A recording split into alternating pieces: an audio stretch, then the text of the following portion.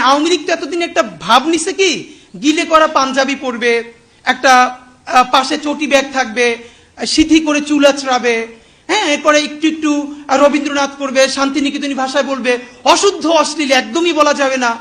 এই করে করে করে করে আসাদুজ্জামান নূর শুধু গণহত্যাই করবে না, তার গাড়ি বহরে যারা হামলা করছে তাদেরকে গুম করছে, খুন করছে।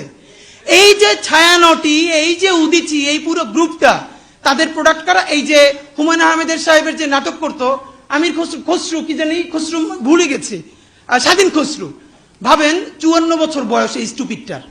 মানে আওয়ামী লীগ যে কত বড় স্টুপিড হইতে পারে ওদের সব গেছে। মানে ওরা এই দুনিয়ার সমস্ত নারী অধিকারের তো টেন্ডার নিয়ে আসছে, নারী অধিকার নিয়ে কথা বলবে, ওরা সংস্কৃতি কর্মী। এই যে একজন মহিলা উপদেষ্টা তার ছবিটা পিছনে রাইখা যেই ভাষায় যা বলতেছে, এইটা তো ছাপরি বললেও হয় না, এটা দুনিয়া কোথাও নাই, এটা কোনো ক্লাসই নাই। মূলত আওয়ামী লীগ এই ক্লাসেই বিলং করে।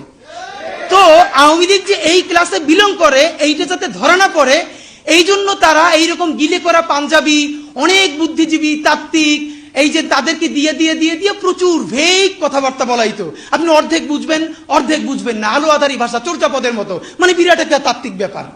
এই বলে বলে তারা বাঙালি জাতীয়তাবাদের নামে বাংলাদেশকে টুঙ্গিপাড়ার কলোনি বানাইছিল। আমাদেরকে এখন যেটা করতে হবে, সেই কলকাতা এবং টুঙ্গিপাড়ার কলোনিয়ালিজম ভেঙে ঢাকার বাংলাদেশ গড়ে তুলতে হবে। আর বাংলা মানে আর এখন আর কলকাতা না, বাংলা মানেই বাংলাদেশ। এই স্বাধীন পরিচয়ের জন্য আমাদের দীর্ঘ প্রস্তুতি নিতে হবে, মনস্তাত্ত্বিক লড়াই, সাংস্কৃতিক লড়াইয়ের জন্য। আমি আশা করছি যে আপনারা সবাই যে যার পরিসরে, জুলাই শুধু বাঁচিয়ে রাখলে হবে না, জুলাইকে মাথা উঁচু করে বাঁচিয়ে রাখতে হবে, তাহলেই বাংলাদেশের স্বাধীনতা, সার্বভৌমত্ব বাঁচবে, বাংলাদেশ বাঁচবে। আপনাদের সবাইকে এমন অসাধারণ প্রোগ্রাম করার জন্য অনেক শুকরিয়া। বাংলাদেশ জিন্দাবাদ, ইনকিলাব জিন্দাবাদ।